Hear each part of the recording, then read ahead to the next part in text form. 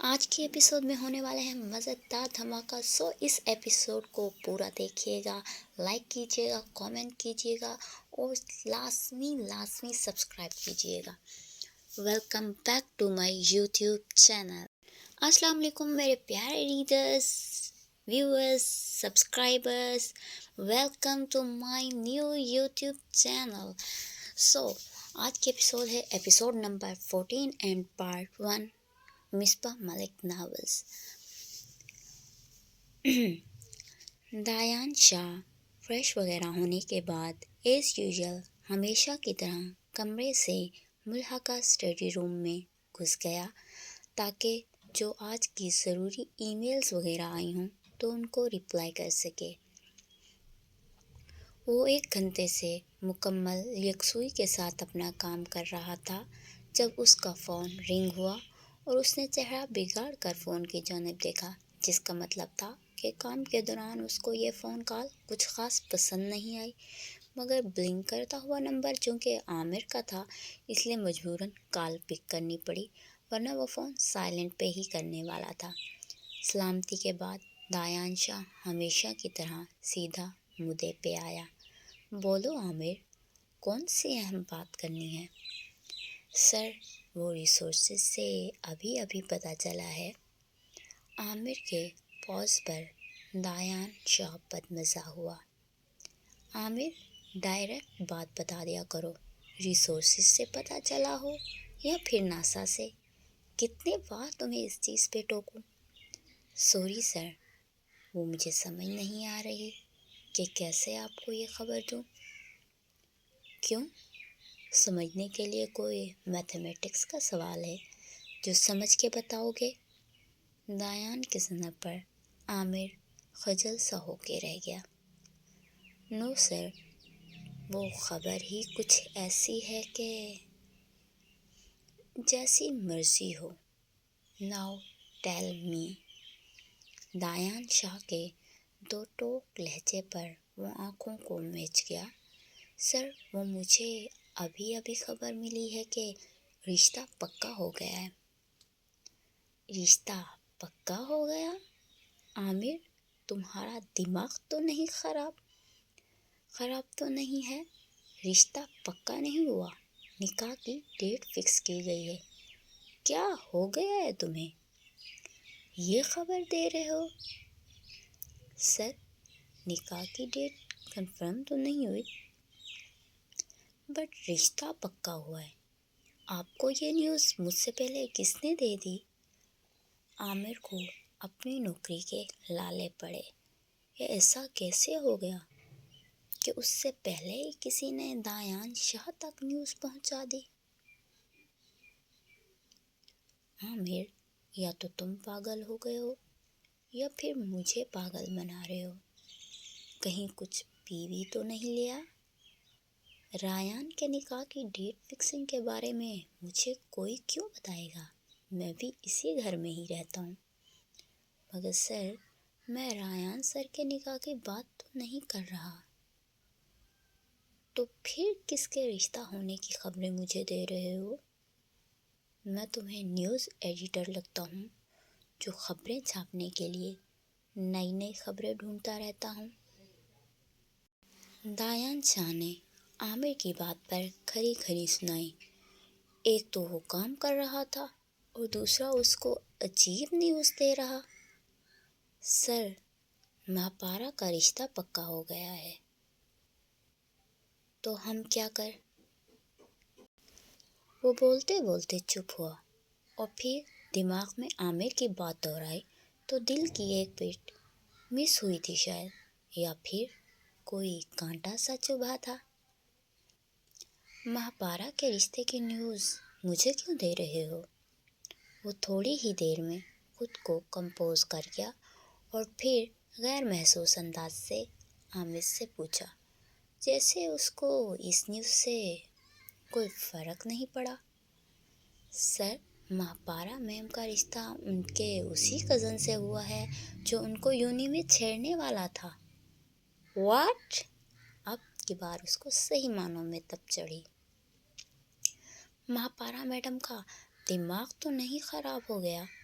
جو وہ اس بد کردار لڑکے سے رشتہ جوڑ رہی ہے، دل کی بھڑاس نکالنے کا ذریعہ ملا تو ایک دم سے بول اٹھا، اور ساتھ ہی کرسی سے کھڑا ہو کر کمرے میں چکر لگانا بھی شروع ہو چکا تھا۔ ابھی وہ بول رہا تھا کہ اس کے رشتے کی خبر مجھے کیوں دے رہے ہو؟ سر کیا پتہ گھر والے زبردستی کر رہے ہوں۔ زبردستی کریں گے تو اپنے ساتھ جو 2 گز لمبی زبان رکھتی ہے اس کا استعمال کر کے منع بھی کر سکتی ہے نا۔ ماتھے کو مسل کر ٹینشن کم کرنے کی کوشش کی، مگر بے سود رہا۔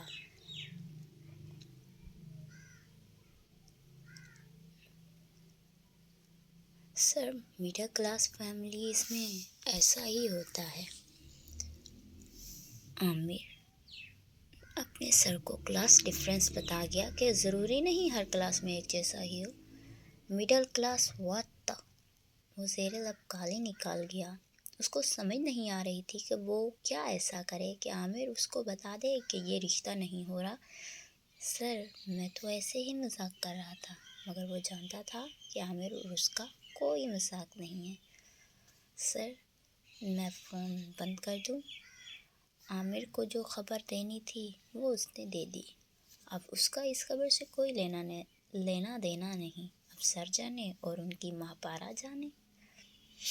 ہاں، مجھے ایک نئی ٹینشن دے کر بند کر دو۔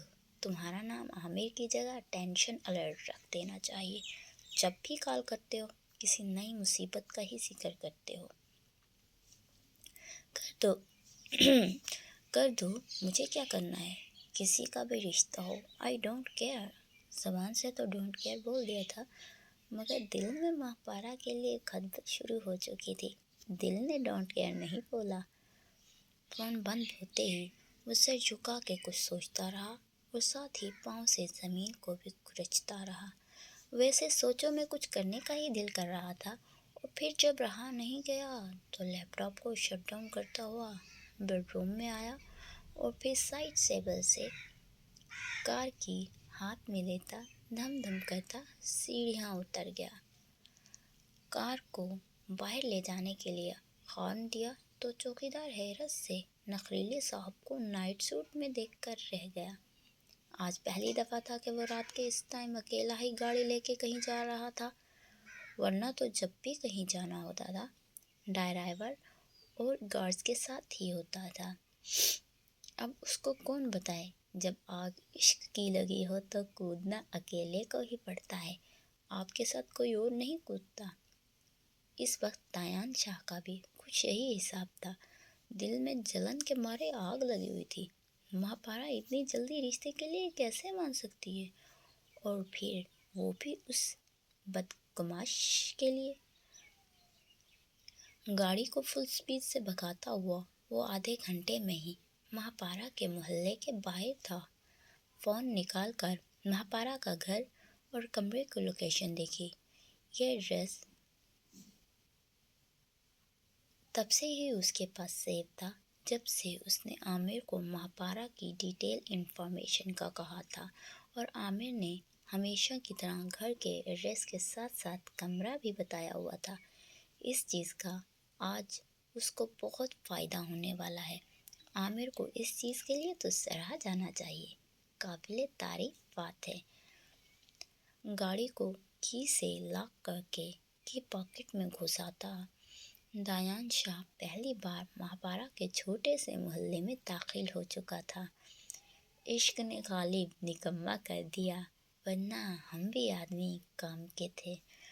بدبو کی وجہ سے ناک پر ہاتھ رکھ گیا۔ ایک دو ٹھڈوں کے بعد فون کو نکال کر لائٹ آن کی۔ پورا محلہ ایسا سنسان لگ رہا تھا جیسے ادھر کوئی ذی روح ہی موجود نہیں۔ اس بات کو پلس پوائنٹ مانتا وہ 5 منٹ میں ہی ماں پارا کے گھر کے باہر موجود تھا۔ عام سا بہت پرانا بنا ہوا گھر تھا شاید۔ گھر کے باہر کھڑے ہو کر سارا جائزہ لیا، اور پھر گھر کی پچھلی دیوار سے اندر کی طرف کودنا آسان لگا تو فون کو بھی پاکٹ میں گھسا گیا اور دیوار کود گیا۔ عشق کا پہلا چیپٹر شروع ہوا چاہتا ہے۔ بازوں پر تھوڑی سی رگڑ لگی تھی بیچارے کو۔ اب مہاپارا کے کمرے تک پہنچنا بہت ہی آسان تھا، کیونکہ اس کے کمرے کے پاس ہی چھت تک پائپ جوڑا تھا، شاید بارش کے پانی کے بہاؤ کے لیے جوڑا گیا تھا۔ وہ بلی کی چال چلتا ہوا پائپ کے نزدیک پہنچا اور پھر آہستہ سے پائپ پر چڑھنا شروع ہو گیا۔ مہاپارا کی کھڑکی کے نزدیک پہنچ کر کھڑکی کو بجایا تو وہ کھل گئی۔ دایان شاہ منہ کھول کر کھڑکی کو دیکھ کر رہ گیا۔ بند کر کے کیوں نہیں سوتی یہ محترمہ؟ 1 منٹ کے لیے رک کے سوچا کہ اندر نہیں جاؤں۔ دایان شاہ، تم پر یہ حرکت سوٹ نہیں کر رہی۔ مگر پھر جب مہاپارا کے رشتے والی بات یاد آئی تو سب کچھ بھاڑ میں بھیج کر اندر کود گیا۔ مہاپارا، جو رشتہ ہونے کے بعد پھپھو کا خاندانی کنگن پہننے کے بعد وہ اب تک ویسے ہی بیڈ پر بیٹھی ہوئی تھی، تھوڑی تھوڑی دیر بعد آنسو بھی نکل آتے تھے، جن کو وہ بے دردی سے رگڑ کر صاف کر دیتی تھی۔ کھڑکی کا بجنا سنا تو اپنا وہم گردانا، کیونکہ پوری زندگی کبھی بھی کھڑکی ایسے نوک تو نہیں ہوئی تھی۔ مگر 1 منٹ کے بعد ہی کسی وجود کے اندر گرنے پر وہ ڈر کے مارے بیڈ کی دوسری طرف کھڑی ہوئی۔ کون ہو تم؟ وہ بھاگ کر دروازے کی جانب گئی ہی تھی کہ کرانے کی آواز پر ڈر کے پیچھے دیکھا۔ مہاپارا، میں ہوں۔ او مائی گاڈ، مجھے چوٹ لگ گئی ہے، تم ذرا فرسٹ ایڈ باکس لے آؤ۔ دایان شاہ کو کھڑکی کے کودنے پر پتہ نہیں کیا چیز لگی تھی کہ اب ٹھیک ٹھاک درد ہو رہا تھا، مگر اتنا بھی نہیں جتنا وہ نازک مزاج کرا رہا تھا۔ مہاپارا ہر چیز بھلائے شوق میں جا چکی تھی۔ وہ اپنی زندگی میں سب کچھ امیجن کر سکتی تھی، مگر دایان شاہ کا اپنے گھر میں اور پھر اپنے کمرے میں اور سب سے بڑھ کر رات کے اس پہر وہ کبھی بھی نہیں سوچ سکتی تھی۔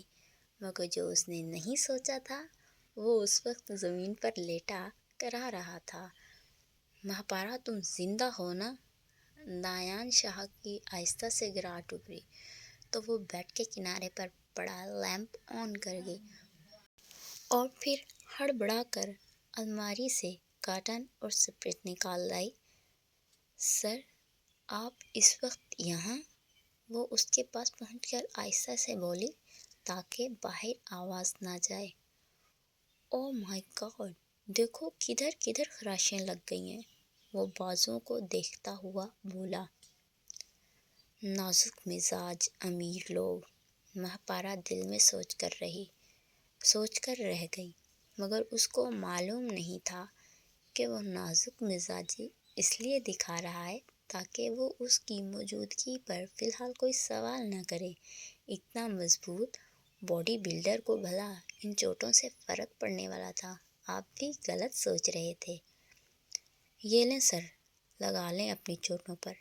وہ زکام زدہ آواز میں اسپرٹ اور روئی اس کے پاس رکھ کر دور ہو کے کھڑی ہوئی۔ آہ، میری ہڈی مجھ سے کچھ ہو کیوں نہیں رہا؟ دایان شاہ نے جب دیکھا کہ مہاپارا دور ہی کھڑی ہے تو پھر سے کرا اٹھا تاکہ وہ اس کے قریب آئے اور دایان شاہ اس کو غور سے دیکھ سکے، جس کو دیکھنے کے لیے وہ اتنے جتن کر کے آیا ہے۔ سر، کون سی ہڈی زیادہ پین ہو رہا ہے؟ مہاپارا صحیح معنوں میں دایان کی چوٹ کے لیے پریشان ہوتی اس کے پاس آ کر بیٹھی۔ دایان شاہ اس کو اپنے بالکل پاس بیٹھے دیکھ کر اس انداز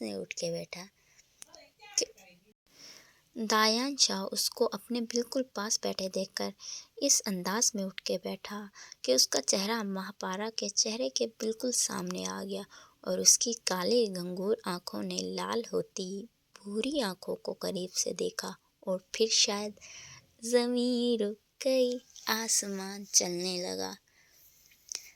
یہ تھی آج کی episode. For next episode, please wait and also subscribe my channel. Thank you. अल्लाह हाफिज़।